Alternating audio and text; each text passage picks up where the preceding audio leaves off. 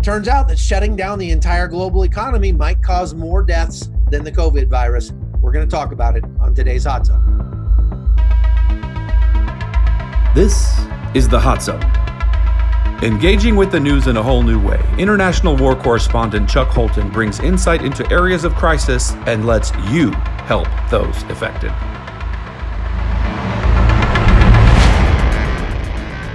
Hey folks, Chuck Holton here. Just a quick bonus podcast for you to talk about world hunger. Now, the World Food Program is a division of the United Nations, and I would argue it's probably one of the only divisions of the United Nations that's actually effective and really helps people. But suffice it to say, this is a very large organization, almost $6 billion a year. And for a quasi-government institution, they've got a really low expense ratio. Their administrative costs are only about 6%, which for an NGO like them is really low. But if you compare that to like Operation Blessing, which is an actual ministry, their expense ratio is less than 2%. And so it's still high, but not as high as, the US government, which has got an overhead of about 40%. Nevertheless, the World Food Program is saying that in the midst of this pandemic, that we're facing another pandemic of world hunger, that there will be literally hundreds of millions of people who will be starving because of this pandemic. And that's not because of the virus, but it's because of the measures that have been taken to try and stop this virus, which, as it turns out, may not be nearly as deadly as everybody thought. At the same time, while we're dealing with COVID-19 pandemic, we're also on the brink of a hunger pandemic. In my conversations with world leaders over the past many months, before the coronavirus even became an issue, I was saying that 2020 would be facing the worst humanitarian crisis since World War II for a variety of reasons. This might sound truly shocking, but let me give you just some numbers. 821 million people go to bed hungry every night all over the world, chronically hungry. And as Dr. Chu just pointed out, as the new global report on food crisis that's published today shows, there are a further 135 million people facing crisis levels of hunger or worse. That means 135 million people on Earth are marching toward the brink of starvation. But now the World Food Program analysis shows also, due to the coronavirus, that an additional 130 million people could be pushed to the brink of starvation by the end of 2020. That's a total of 265 million people.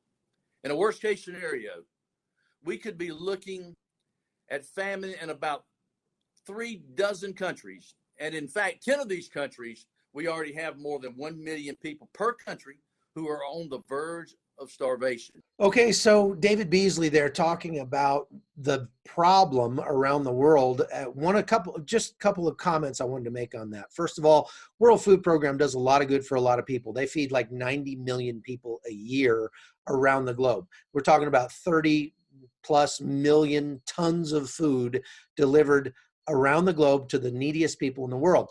But there are some problems with that. When you have such a big organization, they come into a place like Syria, for example, and they start working with the local charities in order to distribute this food out to the people.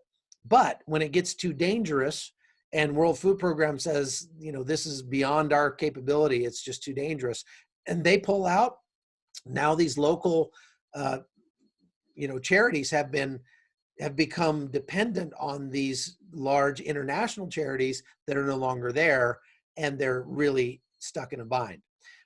Also, when you have $6 billion worth of programs, you create massive opportunities for fraud, waste, abuse, and corruption.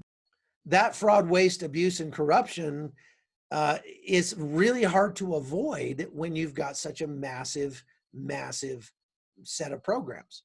One of the reasons why I like what we do here at the Hot Zone podcast is because you get to use modern technology and reach through the podcast. You get to meet the people directly that you're helping, and you get to touch their lives one at a time and you see what's happening to your money. You see right where it's going.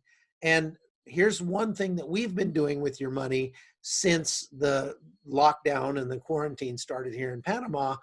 Obviously, I can't travel, but there are a lot of needy people right here where we live who are literally starting to go hungry now because they've been over a month without a job and without any kind of assistance from the government. Check this out. So there are a lot of people out in the mountains where our tour company normally is taking tours that we've gotten to know.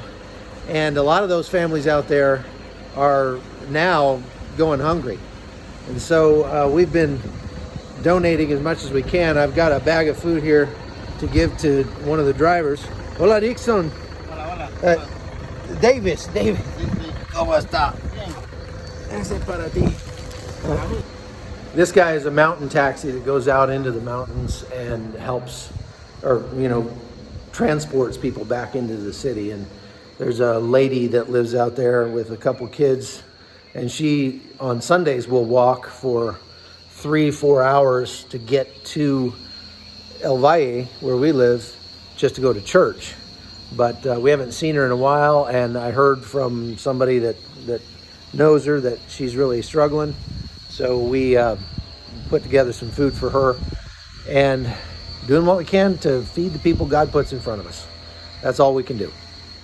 So that is one of the things that we're able to do with your money, and you get to see it in action.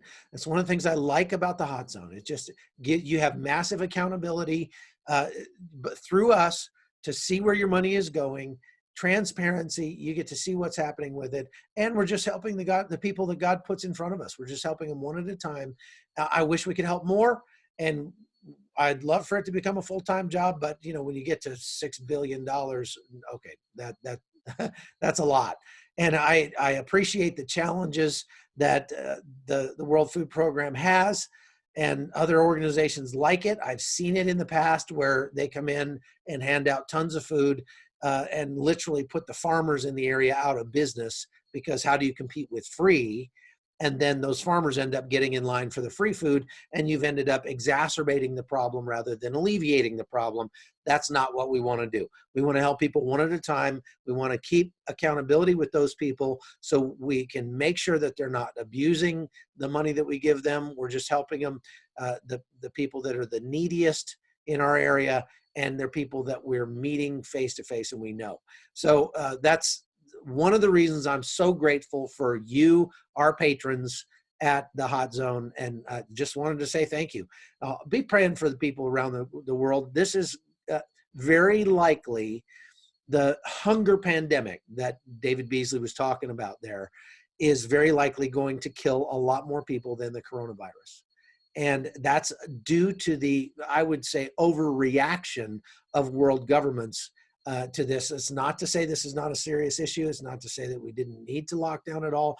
But when you take away people's livelihoods, it's a proven fact, science, that more people are going to die from a lot of different causes. And we're finding out now that starvation is going to be a big problem.